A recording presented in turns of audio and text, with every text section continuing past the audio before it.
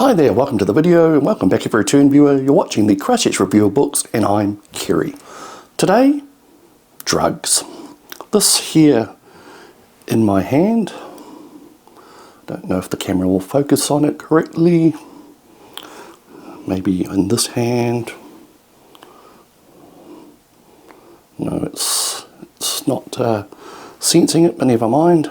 Is a 5 milligram tablet of olanzapine, also known as Zyprexa, street name Zy.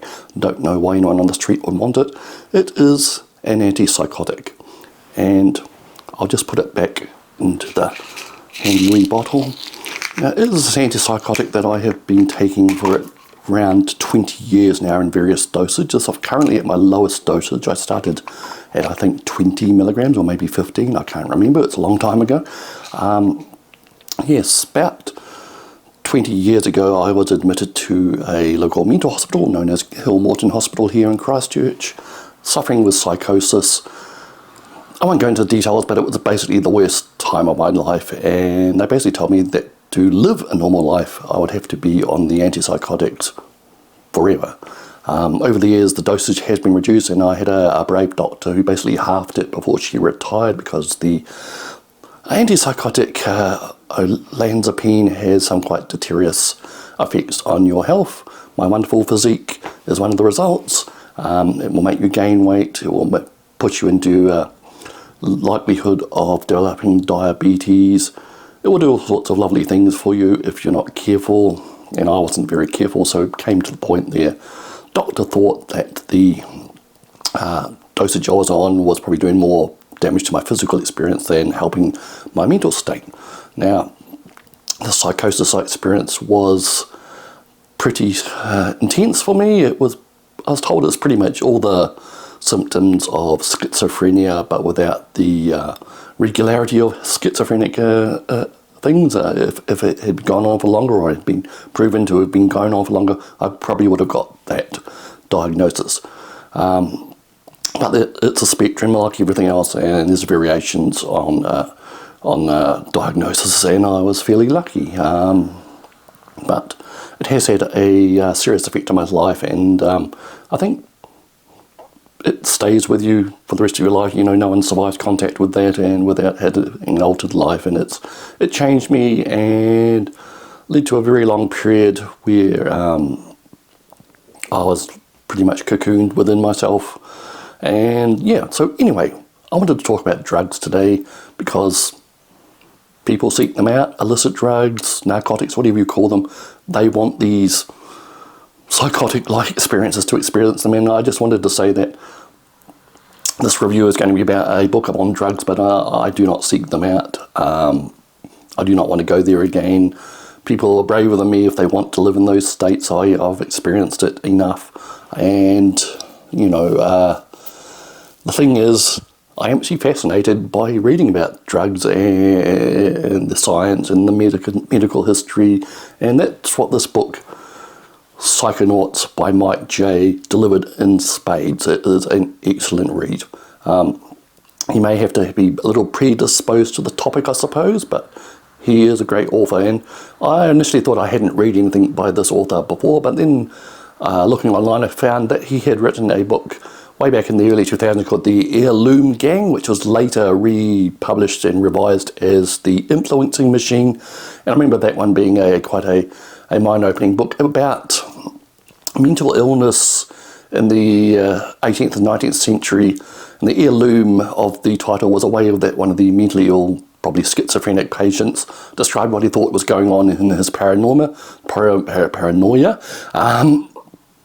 He thought that reality was being altered by a gang of people who altered reality using a machine which he described as the heirloom, a kind of machine. So this was the 18th, 19th century equivalent of people saying that computers are after them, or TV is speaking to them.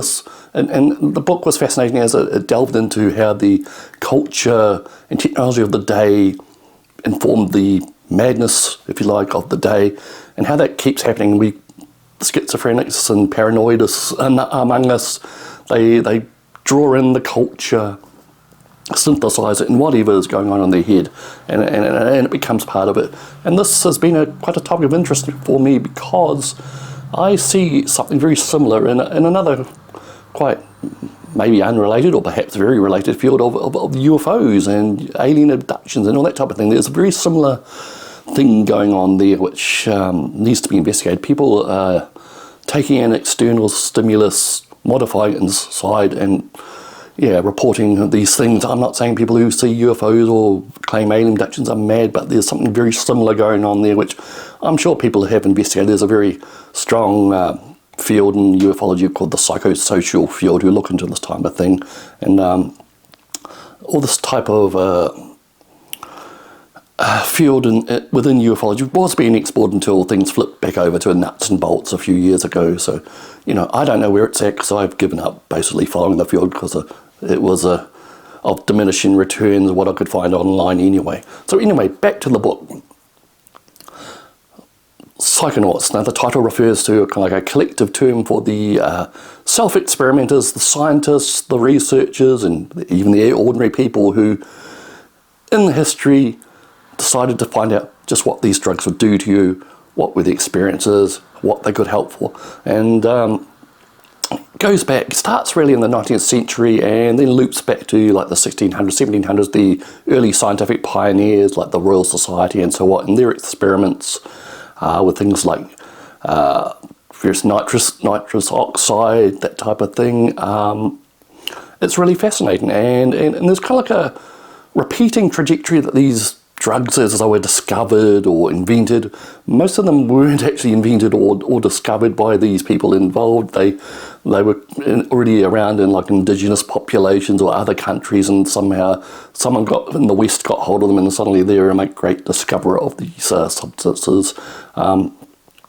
Starts out focusing really on cocaine, Sigmund Freud's experience with cocaine, which he later downplayed. And like I said, all these drugs seem to be a wonder drug to start with. This will solve the disease or illness of the day. Let's try it out. And then the person who tries it out becomes addicted to it. Addiction wasn't even really a recognised thing back in the times that this book covers. It was kind of invented later, but of course all the descriptions of what these people went through match what we now know as addiction. So these drugs became self-experimented. Some of them became indulgent and overindulgent in them, and it wrecked their lives. Some of them decided to take it on the road as like a sideshow, a circus act. See these people under the influence of ether or nitrous oxide or hashish or whatever. Public enthusiastically went for them. A lot of these drugs were sold over the counter in the 19th century, and people found uses for them. And then things happened that turned the public and then the governments against them, and drugs were relegated to being seen as a dirty, seedy thing, which were the purview of immigrants and lower class people of different races, and then governments would step in and basically ban them or regulate them, and this repeated over and over again. So in this book it's got cocaine, nitrous oxide, hashish, cannabis in the form of hashish, which is a resin, and we go all the way through to magic mushrooms and LSD. A lesser extent studied on the focus on those psychedelics later on.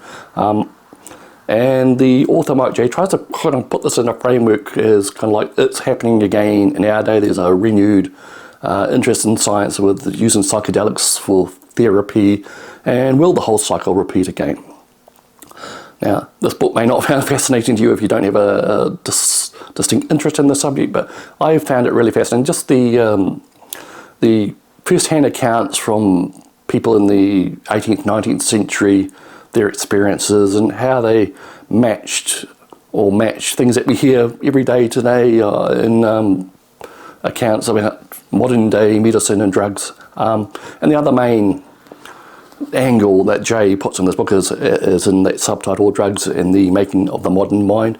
He actually indicates how many thinkers, how many writers, cultural figures were trying out this stuff, or it existed in in a time and a place where these drugs, I mean, hashish was massively romanticized in France, whatever, the legends of the assassins and all that type of thing were kind of used as a kind of way of hook people into, you know, coffee house or backroom sessions where they'd all take the drugs, and I think they were part of some secret cult, and, you know, everything was all fanciful like that. And this type of thing made a mark on our culture, and various writers, I think people such as Oscar Wilde and other people will feature in this book. The Jekyll and Hyde book was mainly based on the craze of drugs and magic elixirs of the time. This altered our culture, how we perceive things, like hallucinations. There's a section in here where the Society of Psychical Research gets involved, really, and, you know, they were the ghost hunter type of organisation in the UK. That's probably underselling them, but hallucinations were seen as analogous to psychic phenomena and all that type of thing, and they thought they could use these drugs to create telepathy. I'm scribbling my words today.